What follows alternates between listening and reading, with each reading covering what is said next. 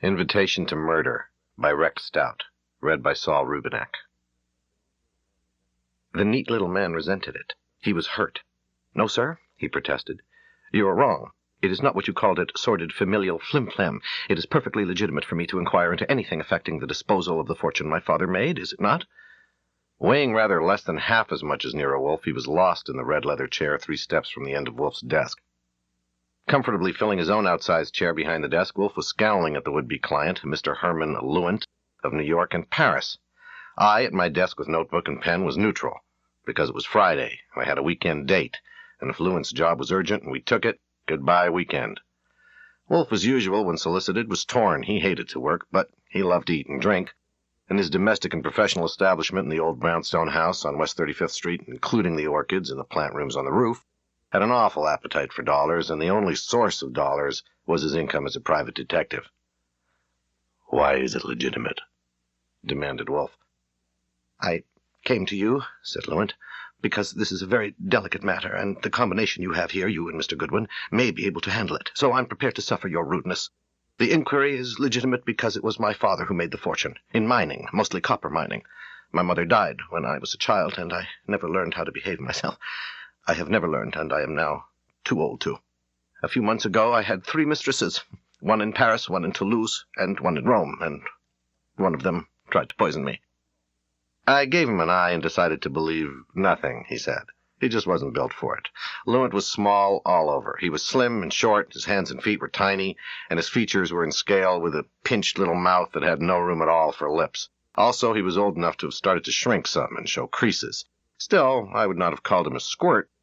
When his quick little gray eyes met yours straight as they did, you had the feeling that he knew a lot of the answers and could supply good guesses on the ones he hadn't worked out. "My father didn't approve of me and finally refused to see me, but he didn't let me starve. In fact, he was fairly generous. But when he died, I was 36 then, that was 20 years ago, he left everything to my sister Beryl with a request that she consider my needs. She did so, up to a point, until she died a year ago. Out of all the millions she had inherited from our father, she left me nothing. Not a cent, not a sou. It all went to her husband, Theodore Huck, with a request that he consider my needs, worded exactly like the request in my father's will. Huck agreed to send me the same amount she had been sending the last 2 years, $1,000 a month. I didn't do what I should have done." He wanted a question, and Wolfe obliged. "What should you have done?" "I should have killed him. He sat there in his wheelchair. His arteries have gone bad, and he can't walk. He sat there in my father's house, the owner of it, and he said he would send me $1,000 a month from the money my father had made. It was an invitation to murder. I'm no good at all with any kind of intricacy, and though I have never learned how to behave, my instinct for self-preservation is damned keen." He gestured. "That's what brought me here, that instinct. If for any reason this creature, this brother-in-law, this Theodore Huck in a wheelchair, stopped considering my needs, I would shortly die of starvation. I am incapable of sustaining life, even my own, especially my own. So when at my rooms in Paris I received a communication warning me of possible danger, I took a plane to New York. My brother-in-law made me welcome at my father's house. Damned gracious of him. And I've been there nearly 2 weeks now, and I'm stumped, and that's why I'm here. There are 3 women in that house with him, beside the cook and the maids. The housekeeper, Mrs. Cassie O'Shea, who is a widow, a nurse, Miss Sylvia Marcy, and a so-called secretary, Miss Dorothy Riff. They're all after him, and I think one of them is getting him, but I don't know which one, and I can't find out. I need to know as soon as possible which one of those women is landing my brother-in-law." Wolfe snorted. "So you can intervene?" "Good God, no." Lewitt was shocked. "I merely want to engage her sympathetic interest. I want to make absolutely certain that she will be permanently well-disposed toward me after she lands Huck. It is not a sordid familial flim-flam. It's a perfectly legitimate inquiry, isn't it?" I suppose so," Wolfe conceded. "And what precisely would be my engagement?" "To find out as soon as possible which one of them is hooking him." Lewitt aimed a thumb at the little stack he had put on Wolfe's desk. "That $1,000 is yours, succeed or fail, but it will have to cover everything because it's all I can afford. I know something of Goodwin's record and prowess, and one trip by him to my father's house on 69th Street, one day, might be all he would require, with consultation with you, of course. He can go up there now with me." Wolfe's scowl had deteriorated to a mild frown. "You say you received a warning. From whom?" "From Paul Thayer. Huck's nephew. Huck lets him live there in the house. He's as useless as I am. He composes music that no one will listen to. He hopes to inherit some of my father's money from Huck, and he got alarmed and wrote me. What alarmed him? Oh, some little things, and one big thing. A man with cases came from Tiffany's and was with Huck in his study for nearly an hour. That could mean only one thing. Huck was buying something expensive for a woman. One of those three. You might think Paul or I could discover which one, but it's not so simple. He has his meals in his room or his study, and we see very little of him. Well, why not make friends with all three of them? Oh, it couldn't be done. They're all too jealous of one another. Then wait until you see one of them wearing the gift from Tiffany's, and that'll settle it. It would settle me, too. It would be too damned obvious. None of them is a numbskull. And anyway— He was stopped short by a noise from Wolfe, an explosive noise, half grunt and half snort. It was meant for a stopper. What's the matter? You. I might conceivably engage to pry into the amatory designs of a wealthy widower if I were hard put, and the bait was spectacular. But as it is, you're wasting your time and mine. Good day, sir. You mean you won't do it? That's right. I didn't think you would, but I thought I'd try it that way. He clasped his hands together. So, here goes. No, this is confidential. My sister died here in New York at my father's house of ptomaine poisoning from something she ate. Huck cabled me in Paris, and I flew home for the funeral, as I said. I never had any suspicions about it until Odilette, my mistress in Toulouse, tried to poison me when she was mad with jealousy, showing me that anyone may commit murder if the motive is good enough. That started me thinking, and I went to a library and read up on ptomaines. Those women were all present when my sister was poisoned. I believe that one of them murdered her. And what evidence? None. I firmly believe it, but what can I do? I want to pay in advance for $1,000 worth of Goodwin's time and talent, and consultation with you is required. 10 hours of Goodwin and 10 minutes of you, whatever it is. I want to buy it.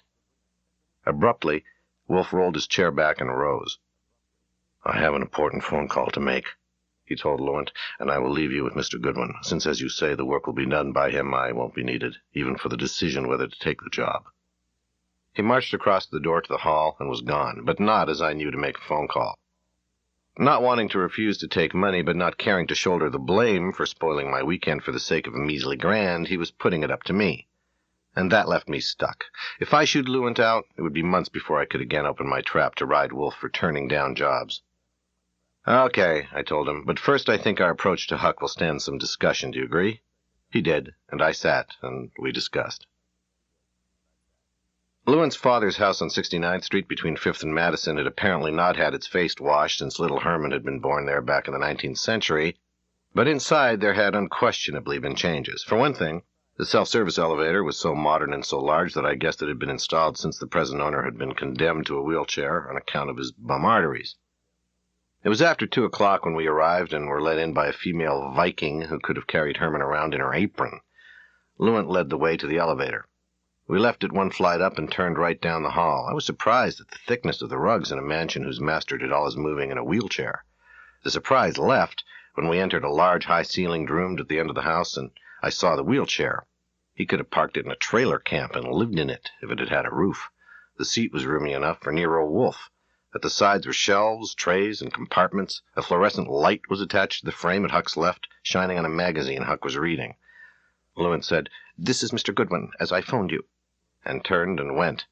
Theodore Huck looked at me, but I couldn't meet him because he seemed to be focusing about a foot below my chin. The upper half of him was perfectly presentable for a guy his age, with a discernible waistline, good broad shoulders, a face with all features in proportion and correctly placed, and his full share of hair that had been dark but was now mostly gray. His legs were hidden under a large plaid rug. "Your name's Goodwin?" he said. "Right. My brother-in-law said you wanted to see me." I nodded. "Yeah, that's not strictly accurate. He wanted me to see you. My name's Archie Goodwin, and I work for Nero Wolfe, the detective. Your brother-in-law called at Mr. Wolfe's office today and wanted to engage his services. He says that his sister—" A door off to the right opened, and a young woman my age came stepping in with papers in her hands. She was fair with gray-green eyes, and as a spectacle there wasn't a thing wrong with her, at a glance. "Will you sign the letters now, Mr. Huck?" He was a little crisp. "Later will do, Miss Riff." "Very well, I'm sorry if I interrupted." She turned and was gone, closing the door behind her so gently that there was no noise at all. I asked Huck, "That was Dorothy Riff?" "Yes. Why?" "Mr. Lewitt says his sister promised him that in case of her death he would get a substantial sum." Huck was shaking his head. He heard her will read, and he saw it. Now, she told him she wouldn't put it in her will because that would have violated a promise she had made her father. He thinks she left it in someone's care for him. He suspects it was Miss Riff or Miss Marcy or Mrs. O'Shea, and he wants Mr. Wolfe to investigate the matter, but he says it can be investigated only with your knowledge and consent, and that's why I asked you to see me. Another door swung open, and another female was with us. She was somewhat younger than Dorothy Riff, but it was hard to tell with her nurse's uniform setting off her big dark eyes and dark brown hair. She asked him in a low, cooing voice, "Everything under control?" "Fine." She left us, having given me just one swift glance. "That was Sylvia Marcy?" I asked. Yes, you were saying... "Do you think it likely that your wife made some such arrangement as Mr. Lewitt suspects? Can you recall ever hearing her say anything hinting at such a thing? And most important, Mr. Wolfe thinks, which of those 3 women would your wife have been most likely to choose for such a purpose?" "My brother-in-law has never mentioned this to me." I nodded. "He says he was afraid of offending you, but now, since a year has passed, he feels that the matter should be looked into, so far as it can be, without any inconvenience or embarrassment to you." "How could it embarrass me?" "I don't know. You're a very wealthy man, and Miss Riff and Miss Marcy and Mrs. O'Shea work for you and live in your house. Do you regard them as all upright and trustworthy?" "Yes." "Are you yourself so certain of the character of any one of them that you would eliminate her entirely from consideration in a matter of this kind?" He twisted and stretched an arm to put his medicine glass on the table, and turning back to me was opening his mouth to reply when the door to the hall opened again, and we had another visitor. Though she was a little farther along than the other 2, she was by no means a crone. She had medium brown hair and deep blue eyes, and there was a faint touch of hip swinging in her walk. She came as for a purpose, straight to the front of the wheelchair, bent over from the hips, and tucked in the edge of the shawl around Huck's feet. I watched Huck's eyes. They seemed more preoccupied than pleased. She straightened up and spoke.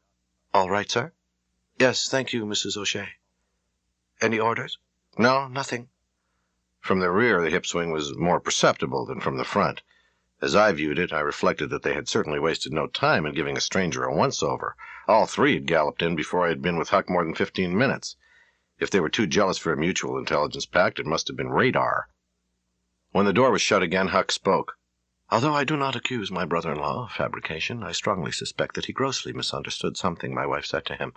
However, since he has consulted Nero Wolfe, and you are here, I'm willing to humor him, the poor devil. Do you want to see them separately or together?" "Together, for a start." He regarded me, started to say something, decided not to, and pressed a button. Instantly, the wheelchair leapt forward like a bronco out of a chute, missing my feet by maybe 8 inches with one of its big balloon tires as it swept by. Huck was steering with a lever. Stopping beside the door to the hall, he reached for the knob and pulled the door wide, and the chair circled and passed through. I was on my feet and following when his bellow came, "Herman! Herman, come down here!" Lewitt and all 3 women were clearly on the alert, for all arrived at once. Lewitt standing was exactly the same height as Huck sitting. He asked as he came, "You want me, Theodore?" "Yes, I do. Goodwin has described the situation to me, and I want you to hear what I say to Mrs. O'Shea and Miss Marcy and Miss Riff." His eyes moved to his women folk. "I suppose you have heard of a private detective named Nero Wolfe. Mr. Lewitt went to see him this morning and engaged him to investigate something, and he has sent Mr. Goodwin here to make inquiries. Mr. Goodwin wishes to question you 3 ladies. You will answer at your discretion as you please and think proper. That's all I have to say. I want to make it clear that I am imposing no restriction on what Mr. Goodwin asks or what you answer. You are free to judge for yourselves what is fitting and relevant." I didn't care for it a bit. He might have thought he knew what I was there for and was making damn sure I wouldn't get it. Not by a flicker of an eyelash had he given any ground for a decent guess as to which one had him hooked. They took me up in the elevator 2 flights to a room they called the sewing room. I wanted it informal and got it staged with Mrs. O'Shea and me in easy chairs facing a couch on which the other 2 were comfortably against cushions. I took my time about getting to the point, since there was no question about having my audience.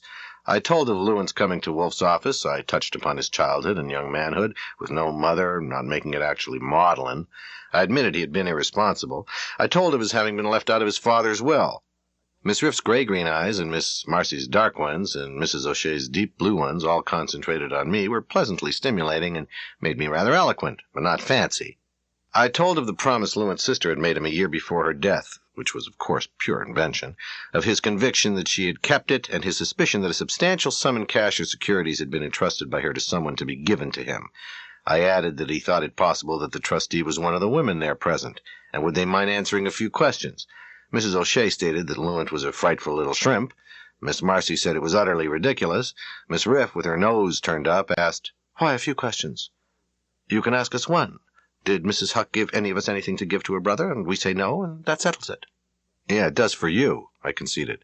"But, as Mr. Huck told you, I'm here to investigate, and that's no way to do it. For instance, what if I were investigating something really tough, like a suspicion of murder? What if Lewitt suspected that one of you poisoned his sister so you could marry Huck?" "That's more like it," Miss Marcy said approvingly, with a coo still in her voice. "Yeah, but then what?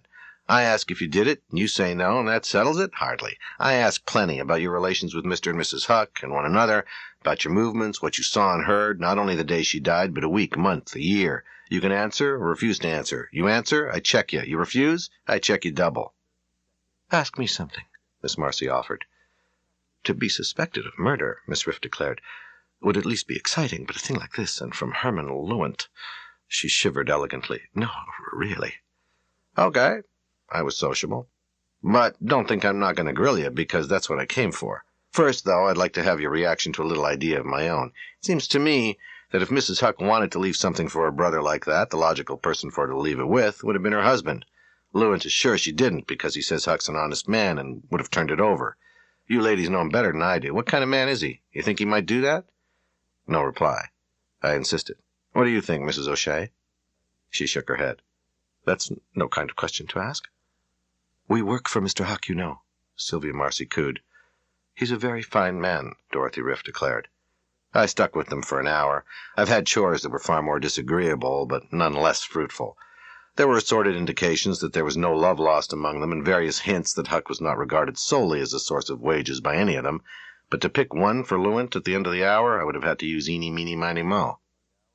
Deciding that I'd made a mistake to bunch them, I arose, thanked them for their patience and cooperation, said that I would like to talk with each of them singly a little later, asked where I would be apt to find Lewitt.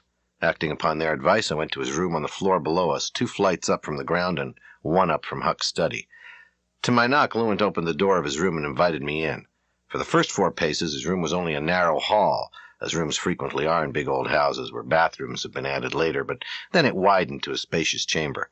I told him I'd had a warming-up session with the suspects and would like to meet Paul Thayer, Huck's nephew, if he was available. Lewitt said he would see and left the room, me following, mounted 2 flights of stairs, which put us on the floor above the sewing room, and went down a hall and knocked on a door. A voice within told us to enter. The room was comparatively small, and no inch was being wasted. There was a single bed, a grand piano, 2 small chairs, and a few tons of books and portfolios on shelves and tables and stacked on the floor. I had told Lewitt on the way up that it might be better if I had Thayer to myself, and he had agreed, so he left us. Thayer, who was about my age and built like a bull, flopped on the bed, and I took a chair. "You sure have bitched it up," he stated. "Your idea of busting in with the fantasy of one of them sequestering a bale of kale intended for Lewitt is sublimely cuckoo." "That's a pity. I offered it as a substitute for Lewitt's fantasy of one of them poisoning your aunt." He threw his head back and ha-ha'd. He was chock full of gusto, and when he could speak, he said, "She died in great pain, and I was strongly affected by it. I couldn't eat properly for weeks, but the idea of one of those gals giving her poison, absolutely. You know, Herman the Midget is an imp of prodigious fancy. Dear God, such witless malice. Nevertheless, I am his staunch ally. He and I are one. Would you like to know how ardently I covet a few of the Lewitt millions, now in the grasp of my Uncle Theodore?" "Badly?" "Don't I know it? Say I had $5 million. With the income from that, I could put a 30-piece orchestra on the air an hour a week in a dozen key cities, playing the music of the future. And the recordings, dear God, the recordings I would make. But instead of reveling in that paradise, here I am. Did Lewitt tell you I'm infatuated with Miss Riff?" "No. Are you?" "Oh, yes. And that's why I wrote Lewitt to come, because I was afraid she was going for my uncle, and I still am. I'm shivering with terror. And now, between you and he have bitched it up." I told him that I disagreed and explained why. For one thing, I said, Lewitt felt that getting the 3 suspects stirred up against him would not handicap him, but help him. As soon as he found out which one it was, he was going to start working on her, and he much preferred hostility to indifference as a base to start from. After more talk, I decided I was wasting my time, since Thayer couldn't furnish even a respectable guess on the question I was supposed to get answered, so I left him and moseyed back downstairs. 2 floors down, I was tempted. Off to the right was the door to Lewitt's room, and the big door straight ahead, which had been widened to admit the wheelchair, as Lewitt had informed me, led to Huck's room. I could go and knock on it, and if I got a response, enter and ask him something. and if there was no response, I could enter and take a look. A man who has been properly trained can do a lot of looking in 5 minutes. But I reserved that option and descended past the floor Huck's study was on to the ground floor. There, sound came through a half-open door. On a chair with her back to me sat Mrs. O'Shea, sipping a liquid from a glass and looking at the TV. I stepped across to a chair not far from her, sat, and focused on the screen. For some 20 minutes, we sat and watched and listened to the story unfold. When the commercial started, she went and turned it off. "Good reception," I said. She eyed me. "You have your full share of gall, don't you? If you want to see me, I'll be busy in the kitchen for half an hour." "Well, then later. By the way, Mr. Lewitt invited me to stay for dinner, but under the circumstances, I think I should ask you if it'll be inconvenient." "Mr. Lewitt is Mr. Huck's guest, and if he invited you, of course." She left, and in a moment I followed. Thinking it advisable to let Lewitt know that he had invited me to stay for dinner, I went back up 2 flights of stairs and to his door and knocked. No result. As I stood there, the door of the elevator, 10 paces down the hall, slid open and out came the wheelchair. Huck, seeing me, stopped his vehicle and called, "You still here?" "Yes, sir, if you don't mind." "Why should I?" He touched a button and off it scooted to the door of his room. He opened it and rolled through, and the door swung shut. I looked at my wristwatch, lifting at close range in the dim light. It was 2 minutes past 5. I knocked again, and getting no response, I gave it up and went back to the stairs, descended, left the house, walked to Madison and down a block to a drugstore, went into a phone booth and dialed a number. Wolf answered. I reported. No progress, no nothing, except that if you get sick, I've got a line on a nurse that can coo it out of you. I'm calling to tell you that. He grunted and hung up. I dialed another number, got Lily Rowan, and told her I'd decided I'd rather stay home and do crossword puzzles than keep my weekend date with her. She finally wormed it out of me that I was stuck on a case, if you could call it that, and said she would hold her breath until I rang her again.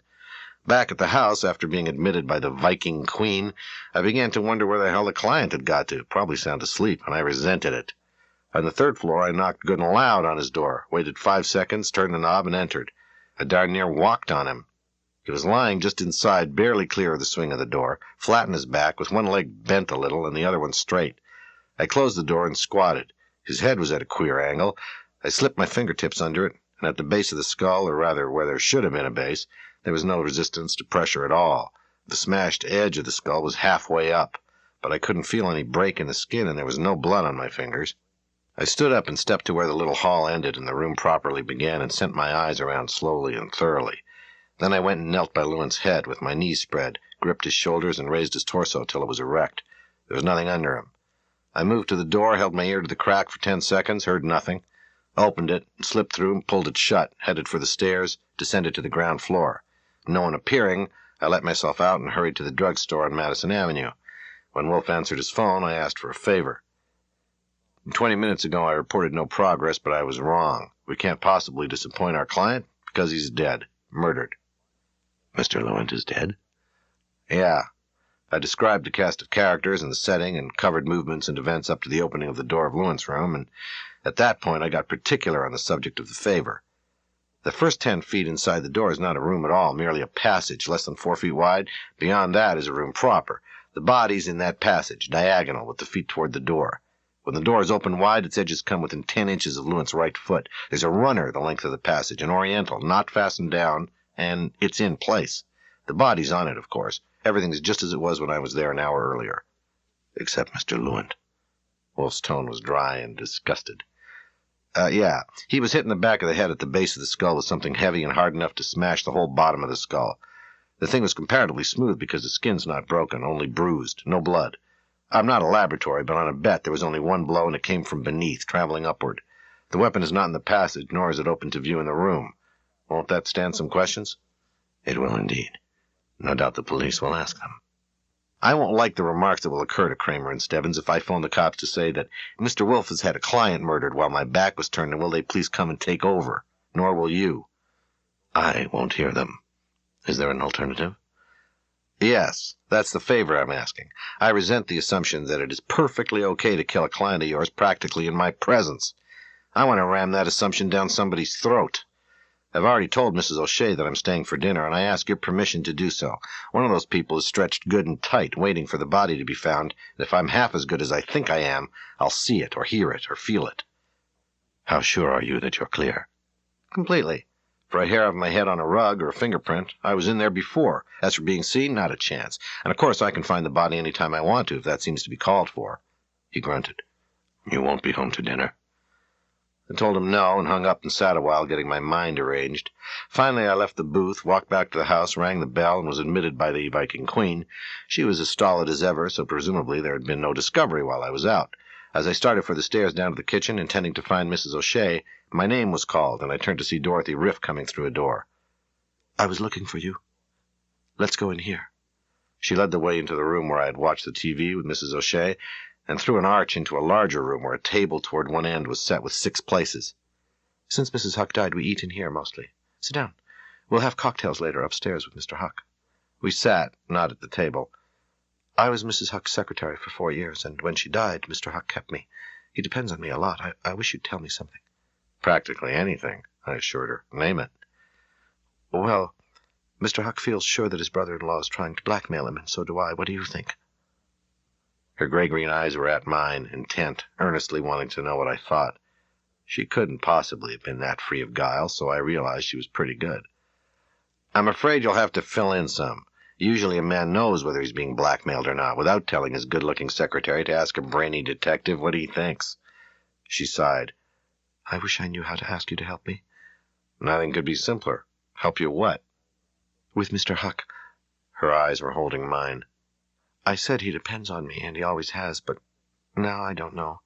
Your coming here like this has made him suspicious. He knows that his nephew, Paul Thayer, is friendly with Mr. Lewitt, and he thinks Paul and I are friends, and he suspects we are in a plot to blackmail him. Whatever it is you're after.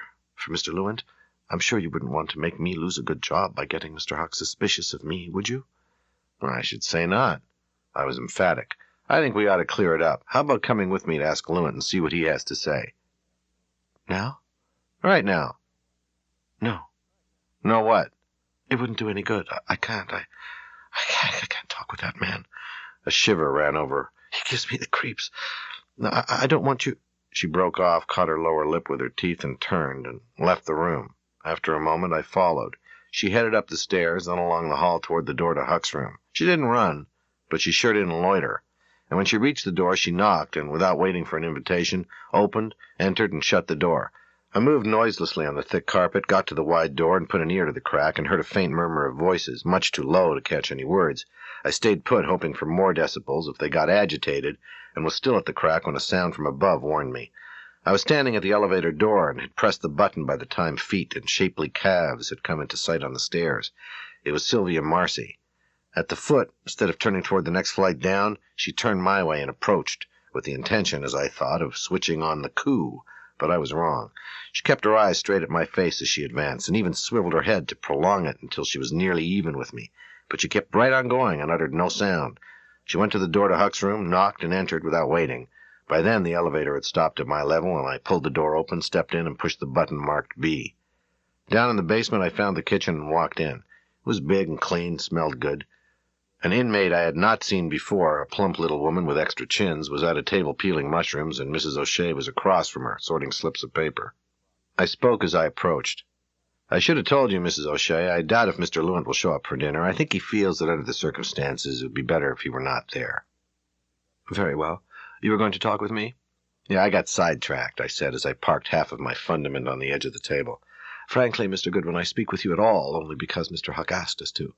And I speak with you, Mrs. O'Shea, only because the man whose father built this house thinks he's been rooked and has hired me to find out. That doesn't interest? No. She resumed with the slips of paper. I eyed her. My trouble with her, as with the rest of them, was that it would take some well-chosen leading questions to jostle her loose.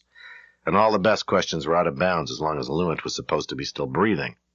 Look, suppose we try this. It's been more than 2 hours since I talked with you ladies up in the sewing room. Have you discussed the matter with Mr. Lewitt? If so, when and where and what was said? She sent me a sharp sidewise glance. Ask him. Yeah, I intend to, but I got interrupted. A door in the kitchen's far wall was standing open, and through it, rolling almost silently on rubber tires, came a large cabinet of stainless steel. It was more than 4 feet high, its top reaching almost to the shoulders of Paul Thayer, who was behind it, pushing it. He rolled it across to the neighborhood of Mrs. O'Shea's chair and halted it. It's okay, he told her. Just a bum wire, and I put in a new one. At your service. Invoice follows. Thank you, Paul. She had clipped the slips of paper together and was putting them in a drawer. "I'm glad you got it fixed. Mr. Goodwin is staying for dinner, so I suppose you'll bring him up for cocktails?" Mrs. O'Shea left us with, I noticed, the hip swing in action, so it hadn't been a special demonstration for Huck. I turned to Paul Thayer. "Lewitt asked me to stay for dinner, but he's going to skip it, so do you think I rate a cocktail?" "Sure, it's routine." He was matter of fact. "It was started by my aunt a couple of years ago when his legs went bad, and he has kept it up. How goes it? Have you spotted her?" "No, not to paste a label on." I aimed a thumb at the cabinet. "What's this, a dishwasher?" "Hell no. It's a chow wagon, designed by my aunt and made to order. Plug it in any outlet." I opened the door of the cabinet. There was room enough inside for breakfast, for a family, with many grooves for the shelves so that the spaces could be arranged as desired. I slid a couple of them out and in, tapped the walls, and inspected the thermostat. "Very neat," I said admiringly. "Just what I want for my 90th birthday." "I'll remember and send you one." "Do so." I neared him. "Tell me something. Did Lewitt say anything disagreeable about Miss Riff to you this afternoon?" He squinted at me. "Oh, what are you talking about?" "I'm just asking. Did he?" "No. I haven't seen Lewitt this afternoon, not since he brought you up to my room and left us. Now I've answered. Why do you ask?" "Something someone said. Forget it." "Who said what?" I shook my head. "Later. And if you don't want to forget it, I'll save it for after dinner. We'll be late for cocktails." He led the way to the elevator. The provision for drinks in Huck's room, which was large and lush with luxury, was ample and varied. They were on a portable bar near the center of the room, and alongside it was Huck in his wheelchair, freshly shaven, his hair brushed with care, wearing a lemon-colored shirt, a maroon bow tie, and a maroon jacket. Also, the plaid wooden shawl that had covered his lower half had been replaced by a maroon quilted one. As Thayer and I approached, Huck greeted us. "Daiquiri, as usual, Paul. And you, Mr. Goodwin?" Having spotted a bottle of Mangan's Irish in the collection, I asked for that. Huck poured it himself, and Sylvia Marcy passed it to me. She had changed from her nurse's uniform to a neat little number, a dress of exactly the same color as Huck's shirt, as well as I could tell in that light. But she hadn't changed her coup. Mrs. O'Shea stood off to one side, sipping something on the rocks, and Dorothy Riff was there by the bar with a half-emptied long one. With my generous helping of Mangan's, I backed off a little and looked and listened, but I couldn't see a movement or hear a word or tone that gave the faintest hint that one of them knew a body with a crushed skull was lying only 50 feet away, waiting to be found. They talked and got refills and laughed at a story Huck told. At the end, Huck made it more wholesome still. He leaned over to reach a low rack at the side of his chair. Coming up with 3 little boxes bearing the name of Tiffany, he addressed the females. "I'm sure you know, you 3, that if it weren't for you, my life would be miserable, crippled as I am. It is you who make it not merely bearable, but pleasant, and I've been thinking how I can show my appreciation." He tapped the top box with a finger. "I was going to give these to you next Wednesday, my birthday, but I decided to do it today, on account of Mr. Goodwin. His mission here, the instance of my brother-in-law, is an imputation against you that I feel is utterly unjustified. Mr. Lewitt is my wife's brother, and so must be humored to the limit of tolerance. He was born in this house, and I will never challenge his right to live here and die here. But I want you to know that I have complete confidence in you, all 3 of you. And to make that as emphatic as possible, I'm making this little presentation in the presence of Mr. Goodwin. Mrs. O'Shea?" He extended a hand with one of the boxes, and the housekeeper stepped up and took it. "Miss Riff?" She took hers. "Miss Marcy?" She took hers. As they got their eyes on their loot, there were exclamations and expressions of delight. Sylvia Marcy let out a running broad coo that would have brought tears to my eyes if I hadn't been so busy using them. "They're good timekeepers, too," Huck said, beaming. Without being too vulgar, I managed to get enough of a look to see that the presents were all wristwatches, apparently just alike, and if the red stones were Burma rubies, Sylvia's coo was no exaggeration. Paul Thayer, looking flabbergasted, poured rum into his glass and gulped it down. Mrs. O'Shea, her little box clasped tightly in her hand, hustled from the room, and in a moment she reappeared, pushing the stainless steel portable oven on rubber tires. Miss Marcy moved the bar away, and Mrs. O'Shea put the oven there, beside Huck's chair. "I'll just serve the soup," she suggested. "Now, you know," Huck reproached her, "I'd rather do it myself." He swung a shelf of the chair around to make a table and reached to a rack attached to the oven for a napkin. There was a general movement toward the door, and I joined it. In the hall, Thayer and I were in the rear, and he muttered at me, "The damn old goat's got a caliph complex. All 3 of them." Going to the stairs to descend, we passed within a few feet of the door to Lewitt's room. As far as I could tell, no one gave it a glance. At 10 minutes to 8, with the meal nearly over for the 5 of us at table, no one had said or done anything that gave me the slightest feeling of a hunch. As dessert was being served, I took them in, Thayer scowling, and Mrs. O'Shea cold and cocky, and Dorothy Riff smirking at her new wristwatch, and Sylvia Marcy smiling at me like a sympathetic nurse. I had to admit that I had got nowhere with my idea of investigating a murder, without disclosing that there had been one. I excused myself on a pretext and headed upstairs to Huck's study. It was dark in there, but I closed the door before groping for the wall switch. It gave me light from ceiling fixtures, plenty, and I crossed to Huck's desk, which was actually 2 desks with an alley between them for his wheelchair, so that when he maneuvered into the alley, he had desk space on both sides. There were 3 phones on the left, one a house phone and the other 2 labeled with their numbers, but the numbers were different. One of them was a number listed in the phone book, and I moved it forward since it was the one I wanted to use, no matter how many extensions were on it. Needing 2 props, I looked around. One of them, exactly what I wanted, was on the other desk, a paperweight, a heavy ball of green marble with a segment sliced off to give it a base. For the other, there were hundreds of books available, and any one of them would do. I got one about an inch thick, put it flat on the other desk, not the one the phone was on, lifted the receiver, and dialed a number, and took the paperweight in my right hand. Fritz answered, and I told him I was sorry to interrupt Wolf's dinner if he wasn't finished, but I had to ask him something. After a wait, his gruff voice came. "Yes, Archie." I gave it pace and urgency. "I'm in Huck's study, and there may be someone on an extension, but I can't help it. If I call the cops now, there'll be hell to pay because—" No, it's too long to explain. You absolutely refuse to leave the house on business. Okay, but what about Saul? I need him. If you can get Saul— I cut myself off by bringing the paperweight down on the book and emitting the kind of sharp little agonized grunt a man may emit when he's solidly and accurately conked, and I let the receiver drop to the desk with a clatter. Also, I collapsed onto the floor with enough racket to reach the transmitter. Wolf could conceivably try dialing the number, fail to get it, and shrug it off, but I doubted it. He was tough, but not that tough. He could phone the cops to please come and feel my pulse, but he never would, not after okaying my postponement of reporting a homicide. Then he would come himself, which was of course the idea. At the end of the 10th minute, I replaced the receiver, left the room, and went down a flight to the entrance hall. Dorothy Riff was there with her hat on, putting on her coat.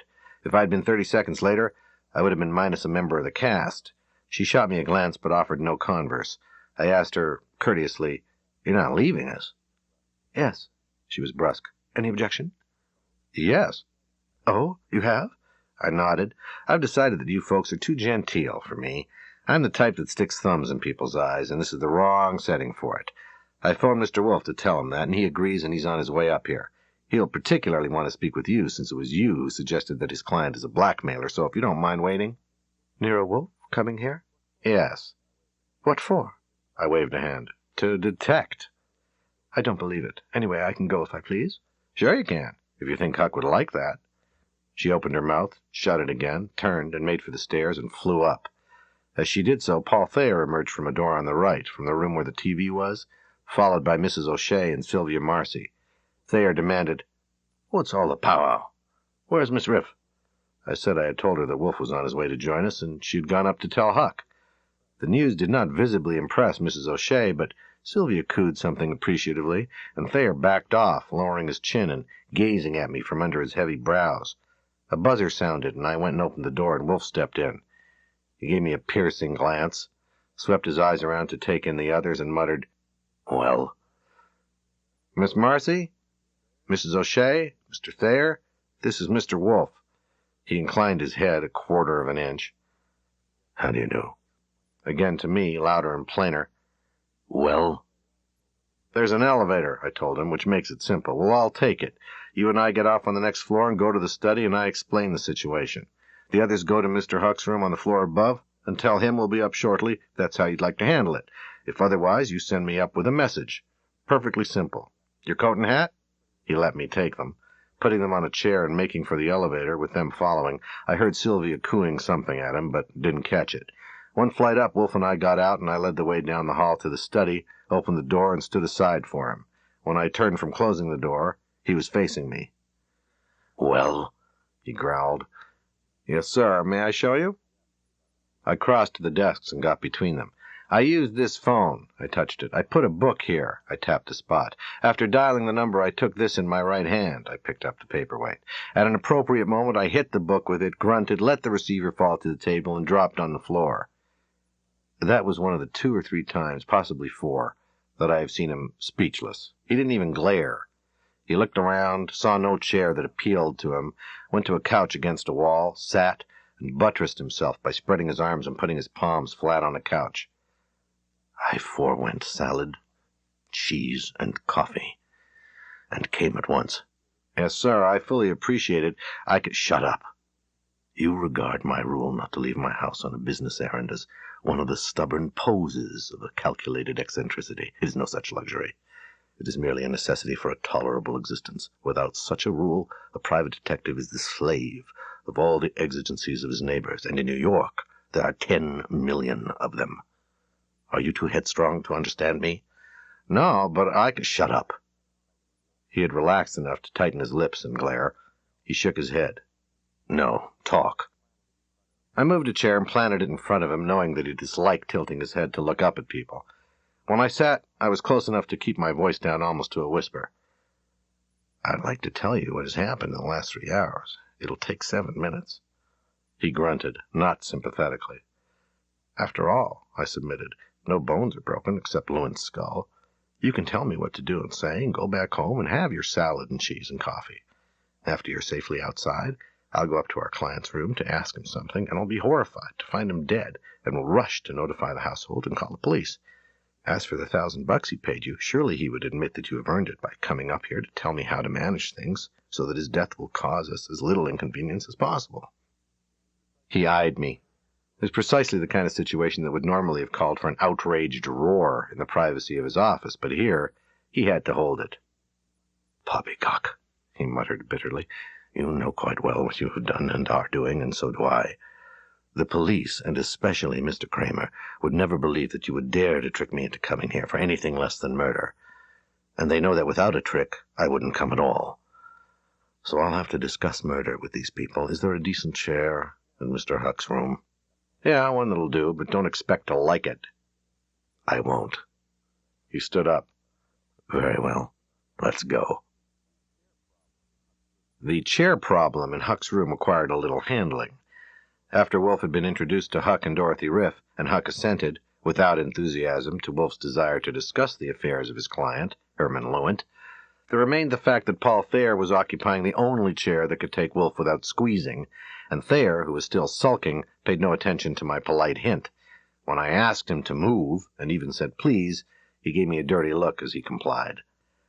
As Wolfe sat and turned his head from left to right and back again, taking them in, and they focused on him, I was not utterly at ease because I had slid out from under the responsibility. He had said he would have to discuss murder with them, and in the heat of his resentment at my having foxed him into taking a 2-mile taxi ride, he might regard it as funny to manage it so that I would have not less to explain to the cops, but more. Huck spoke. I have explained to Mr. Goodwin that I tolerated his intrusion out of deference to my brother-in-law. His tone wasn't very deferential. But now you're barging in. Frankly, Mr. Wolfe, there is a limit to my forbearance. Wolfe nodded. I don't blame you, sir. I return your candor and confess that the fault is Mr. Goodwin's. On account of a defect in his make-up, he has botched his errand here so badly that I was compelled to intervene. When he phoned me twice some 4 hours ago, I suspected that he had been so thoroughly bewitched by one of these women that his mental processes were in suspense. It hits him like that. When later he phoned again, this time from your study, my fear was verified, and I was even able to identify the witch. He looked straight at Mrs. O'Shea, then at Miss Riff, then at Miss Marcy, but got no return because they were all looking at me. I didn't mind, provided he was now willing to call it even. He was going on.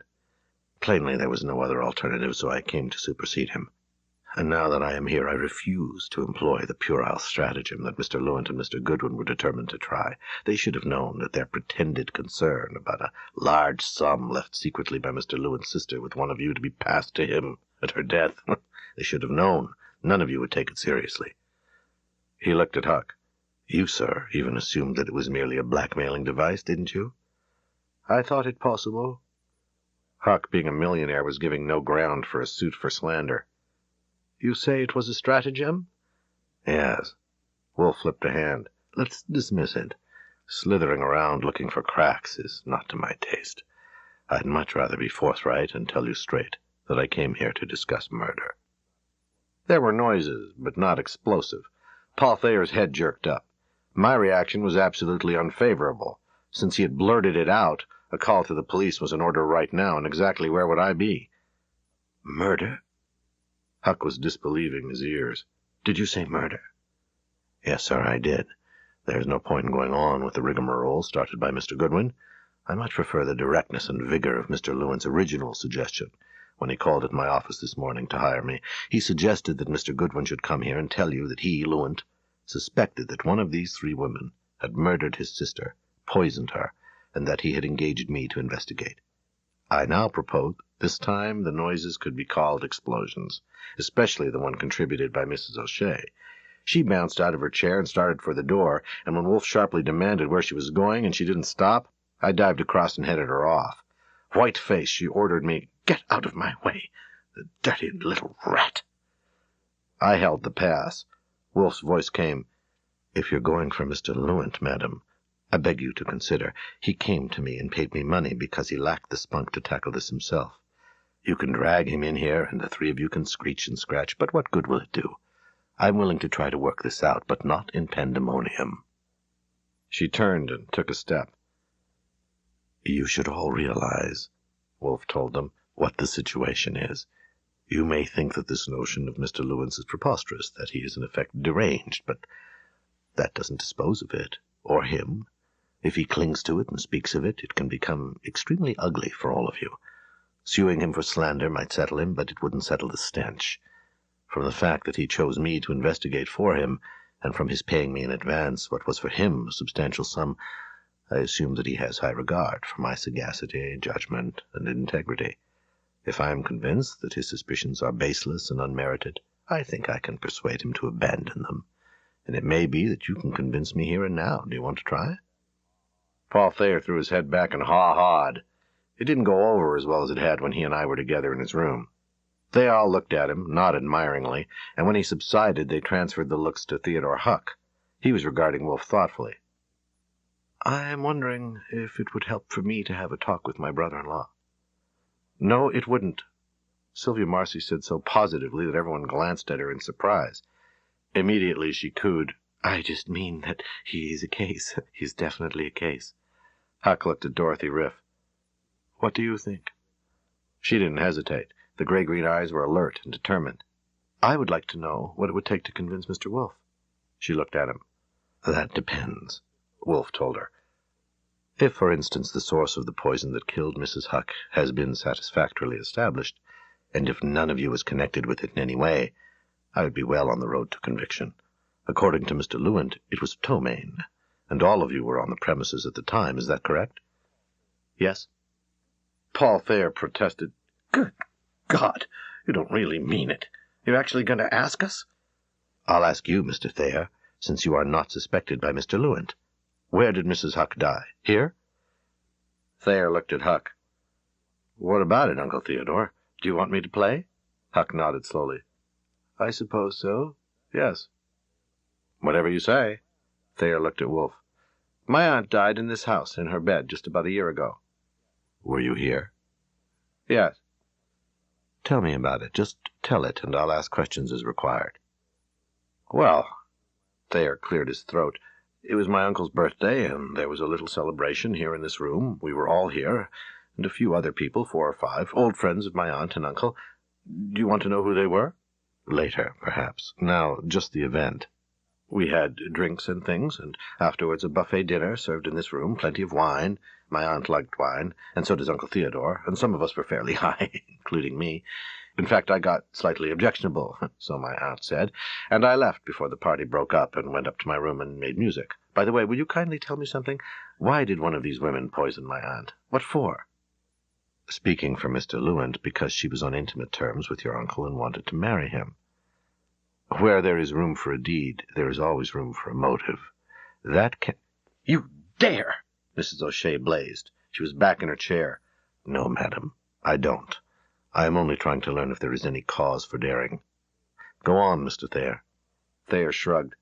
"At some hour I quit making music and went to bed. In the morning I was told that my aunt had died, and the way it was described to me was quite horrible."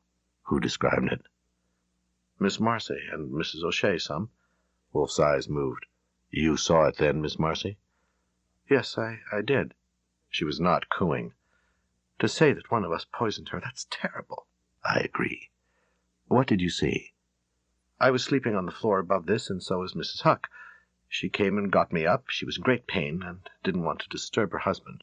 I got her back to bed, called a doctor. It was after midnight, and I got Mrs. O'Shea, but there wasn't much we could do until the doctor came.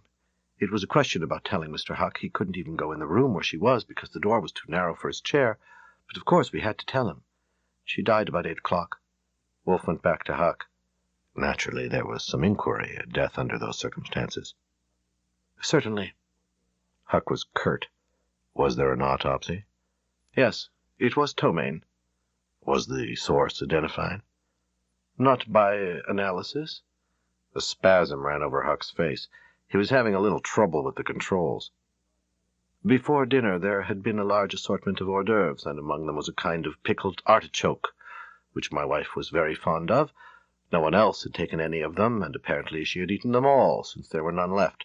Since no one else was ill, it was assumed that the ptomaines, which were definitely present, had been in the artichokes. Wolf grunted. I am not a ptomaine scholar, but this afternoon I looked them up a little. Do you know how thoroughly the possibility of the presence of a true alkaloid was excluded? No, I don't know what you mean. Isn't ptomaine an alkaloid? Dorothy Riff asked. Yes, Wolf conceded, but cadaveric. However, for that there is the record. You were here the night of Mrs. Huck's death, Miss Riff. I was here for the party. I left around 11 o'clock. Did you know that she was fond of pickled artichokes? We all did. It was a kind of standing joke. How did you know that ptomaines are alkaloids? She flushed a little. When Mrs. Huck died, I read up about them. Why? Was there something about her death or about the artichokes that made you suspect something?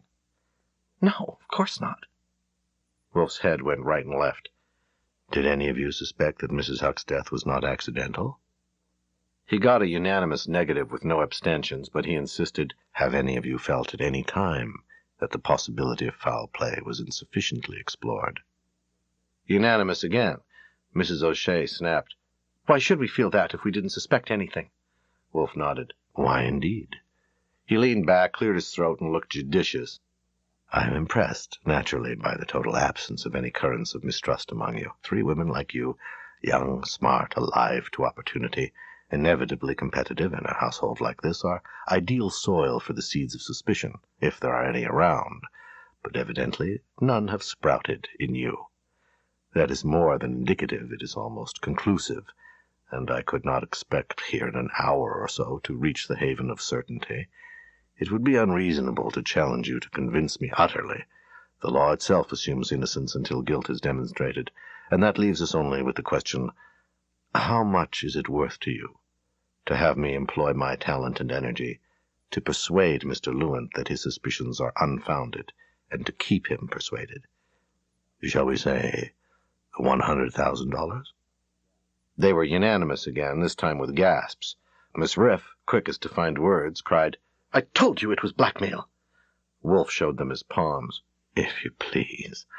I am indifferent to what you call it, blackmail or brigandage, but it would be childish for you to suppose I would perform so great a service for you as a benefaction. My spring of philanthropy is not so torrential. The sum I named would surely not be exorbitant. I'll be considerate on details. I don't even insist on an IOU.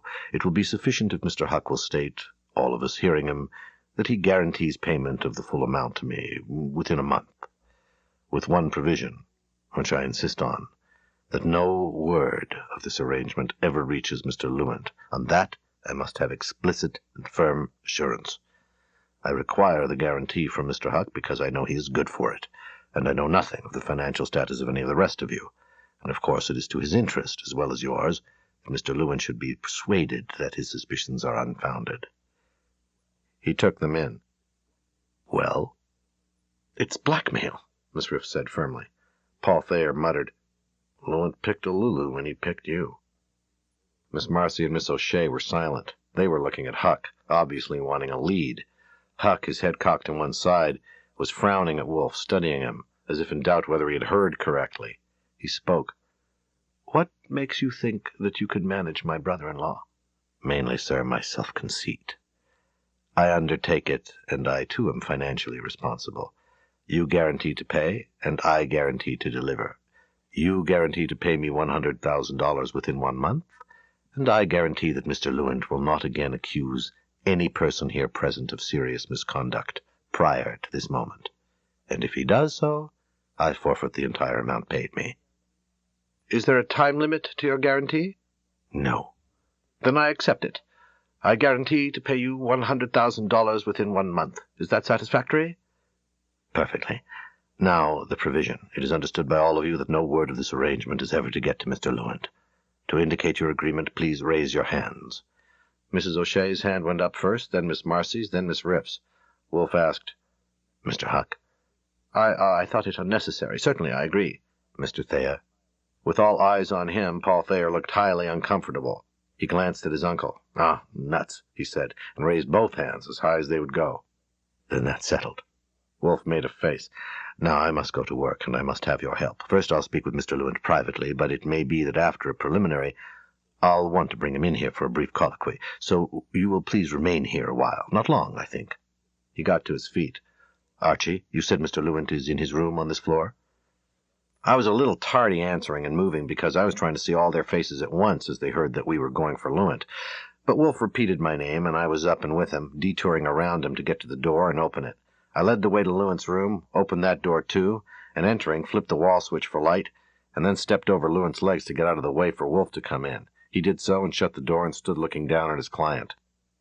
Lift him so I can see the back of his head. That was no great strain, considering the size of the corpse, and the fact that it was fairly stiff by then. When Wolfe finished his inspection and straightened up, I lowered it to the rug again to its former position.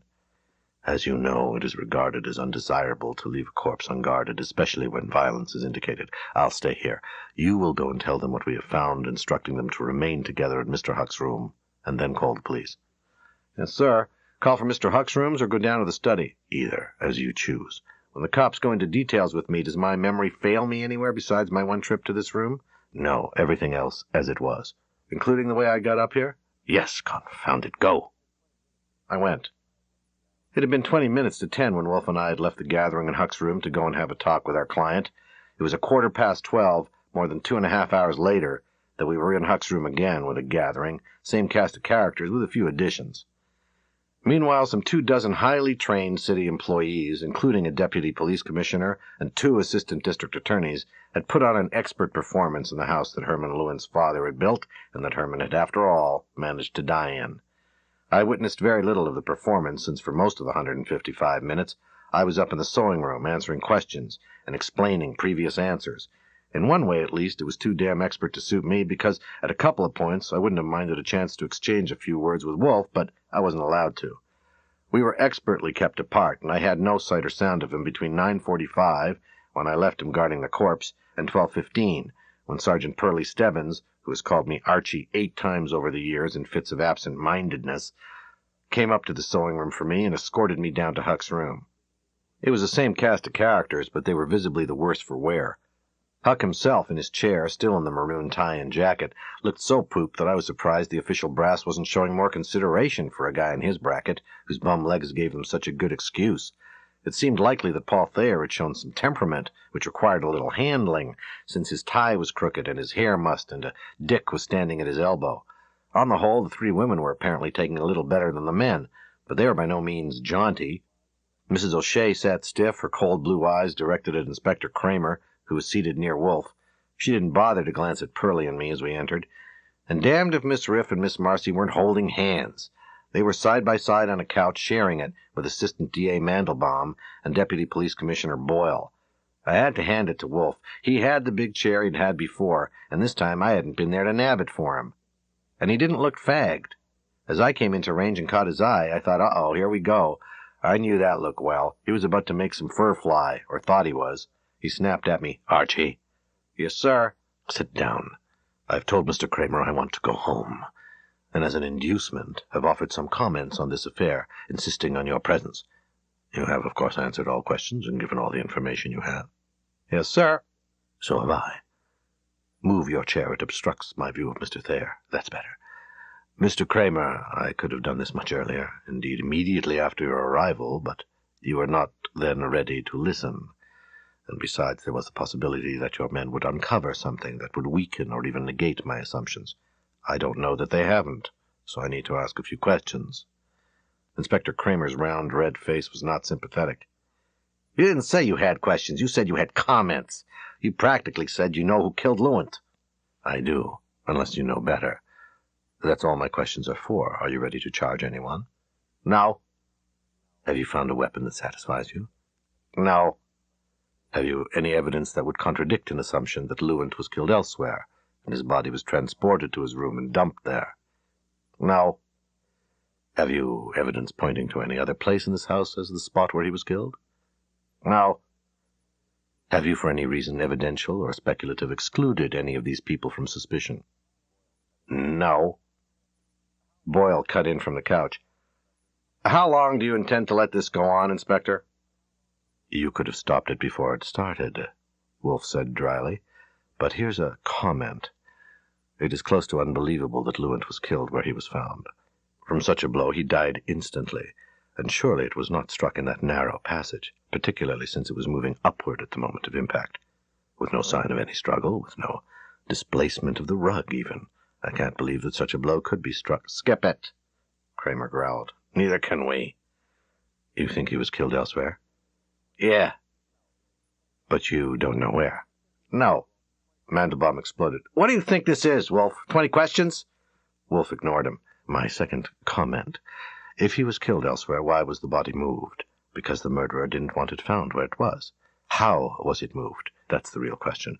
For vertical transport there was the elevator, but to and from the elevator, how? Was it dragged? That would leave marks, and of course you have looked for them. Have you found any? No. Then it wasn't dragged. Carried? By whom? None of these women would be up to it. Lewitt was undersized, but he weighed more than 100 pounds. By Mr. Huck? It has been established that his legs will take him with no burden, only a few steps. Then Mr. Thayer. He's all we have left. But why? That's another question I must ask you, Mr. Kramer. Why did Mr. Thayer kill Mr. Lewitt? I don't know. Have you even a decent surmise? At present, no. Neither have I. But there's another reason for excluding him, at least provisionally, that he's not a lunatic. Only a lunatic would carry the body of a man he had just murdered up and down these halls, at that time of day, with so great a probability of being seen. No, I think we may conclude that the body was neither dragged nor carried. It only remains... By God! That was me. It popped out. It is not often that I let myself interrupt Wolfe when he has steam up and is rolling, but that time it hit me so hard that I didn't even know I was speaking. Eyes came to me, and Wolfe turned his head to inquire, What is it, Archie? I shook my head. No, I'll save it. No, we're through saving. What is it? Nothing much, only that I suddenly realized that I actually saw the murderer in the act of transporting the corpse. I stood and looked straight at him while he was moving it, and we exchanged words. I don't like to brag, but don't you agree? Yes, I think it was likely. This is one hell of a time to realize it, Sergeant Stebbins blurted at me. I suggest, Wolfe told him, that you post yourself near Mr. Huck. He could have almost anything hidden around that chair, especially under that quilt. And I don't... Just a minute, Wolfe. Mandelbaum had left the couch and was marching. If you have any evidence against anyone, including Mr. Huck, we want to hear it or see it first. This is the man, Huck said in a voice not very steady, who tried to extort $100,000 from me. And succeeded, Wolfe declared. I'm by no means sure I couldn't collect. Though... He stopped, startled. So was I, and the others. Pearlie Stebbins, who knew Wolfe from way back, had quietly moved to Huck's chair, at his right elbow, and all of a sudden Huck had jerked his head around and snarled at him in a spasm of fury. Get away! It was such a nasty snarl that Mandelbaum, also startled, forgot about Wolfe to stare at Huck. Pearlie, who had been snarled at by experts in his day, was unmoved. I offered comments, not evidence, Wolfe reminded them. Here is one regarding the location and nature of the wound on Mr. Lewitt's head and the direction of the blow. Suppose I am Mr. Huck. Here I am in my wheelchair in my study. It is shortly before 5 in the afternoon, and my brother-in-law, Mr. Lewitt, is with me. I have decided that he must die because I believe that he is a deadly menace to me. He has engaged Nero Wolfe, a detective who does not waste his time or talent on inanities, to start an investigation in my household on a pretext so absurd that it is manifestly a fake. I not only know that my wife would not have left a sum of money secretly to be given to her brother, I also know that he knows she would not have done that. In addition, Wolf's assistant, Goodwin, in talking with my secretary and housekeeper and nurse, has dwelt on the possibility that one of them poisoned my wife, pretending that he is merely being facetious. One of them has told me about it. You might check that detail by inquiry. We have, Kramer admitted. It was Miss Riff. Good. So I am convinced that my brother-in-law has become suspicious about his sister's death, and therefore mortally threatens me. For the purpose of this comment, let us say the threat is possible disclosure of the fact that I poisoned his sister, my wife, by putting toxic material into a dish of artichokes. The inducement, which I realized, was inheritance of her wealth, amounting to millions. By the way, I don't suppose Mr. Huck can prove that Mr. Lewitt did not come to his study between 4 and 5 o'clock? No. He sent Miss Riff for him about 4:30, and he says Lewitt was with him about 10 minutes and then left. Was Miss Riff present? No, she left the house on an errand. Wolf nodded. Good again, and in fairness to you, Mr. Kramer and gentlemen, it should be said that I have had one big advantage, which you lacked. You haven't seen Mr. Huck propel himself in that vehicle, have you? They said no. I haven't either, but I have heard Mr. Goodwin describe the operation and was impressed. It was my memory of that description that put me on the path of these comments. At present, Mr. Huck does not look as if he would care to demonstrate his machine, but you can manage that later. To go back, I am now Mr. Huck, here in my chair in my study, shortly before 5 o'clock. Wolf pulled a handkerchief from his pocket and wadded it in his right hand. This is the paperweight, a heavy ball of green marble with a segment sliced off. I merely have it ready, here on a shelf of my chair, holding down some papers. Archie, you are Mr. Lewitt. Stand there in front of me, please. Of course, you could be either standing or sitting. Now I lift the paperweight with my right hand, and with my left pick up a paper to show you, but it slips from my fingers and falls to the floor. Of course, you bend over to retrieve it from me. That would be automatic, with me a cripple. And when you do so, I strike with the paperweight. I bent over, and he tapped me on the nape. God save us, muttered Mrs. O'Shea, and there was no other sound. Wolf went on. In our relative positions, me sitting and you stooping, the impact would be upward on your skull. I must now move as fast as my disability will permit. 20 seconds is enough to satisfy me that no second blow is needed. You are dead. I am sound and strong from the hips up, and in another 20 seconds I have you lifted and draped over my legs and covered with the shawl that I am never without. I push a button and grasp the lever, and off we go. I must dump you on another floor. It is a risk, certainly, but I must take it. Evidence, damn it, Mandelbaum growled. By all means, Wolf conceded, and the sooner the better. You might start by learning if the paperweight fits the dent in the skull. I think you'll find that it does. Examine the plaid shawl that was used for a shroud.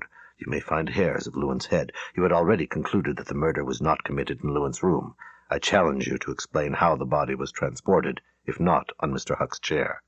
I confess it is a pity that the day was dying and the light in the hall was dim when Mr. Goodwin stood at the door of Lewitt's room and saw Mr. Huck, in his chair, emerge from the elevator and head for his room. Mr. Goodwin has sharp eyes, and in better light he would probably have noticed that the hump under the shawl was larger than it should have been. Of course, his presence forced Mr. Huck to retreat to his own room with his cargo temporarily, but Mr. Goodwin left almost at once, and Mr. Huck finished the transport. That must have been the hardest part for him, since the door to Lewitt's room was too narrow for his chair. Wolf tilted his head to Mandelbaum, who was still standing, but I like this for evidence. To me, in fact, this alone is absolutely conclusive.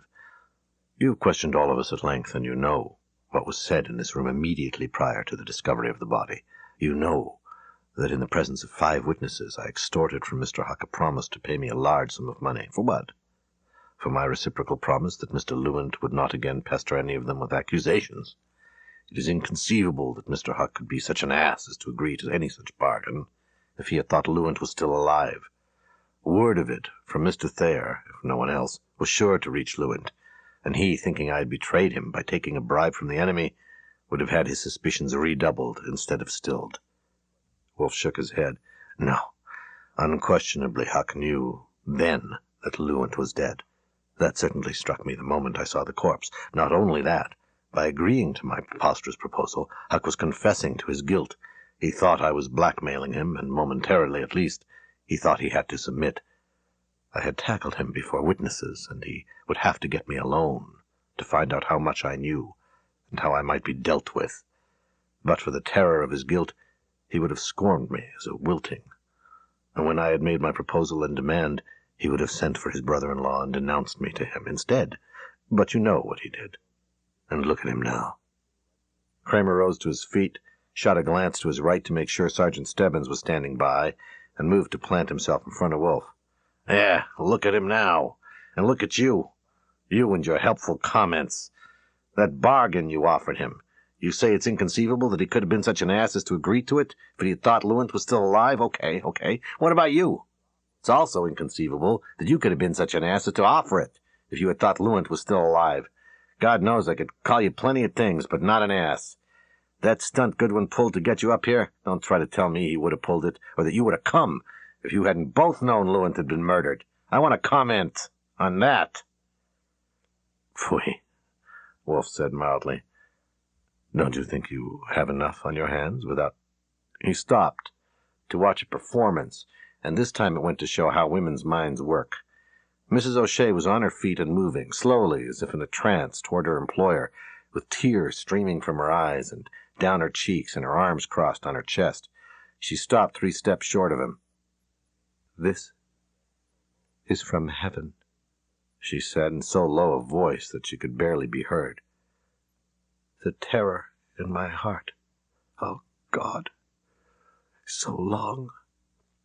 You lied to me, and somewhere in me I knew it all the time. She did find out about us. She found out and told you so, and you killed her.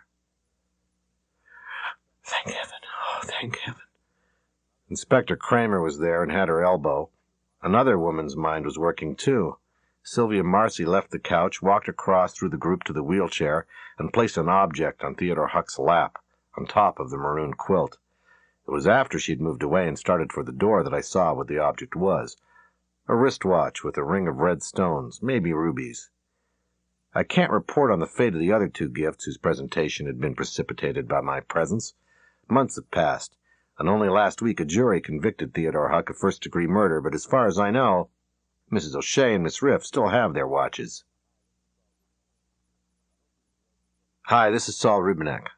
I hope you enjoyed this Rex Stout mystery as much as I enjoyed reading it. If you're a fan of Nero Wolfe, look for Cop Killer, Not Quite Dead Enough, and Black Orchids, all available on paperback audio.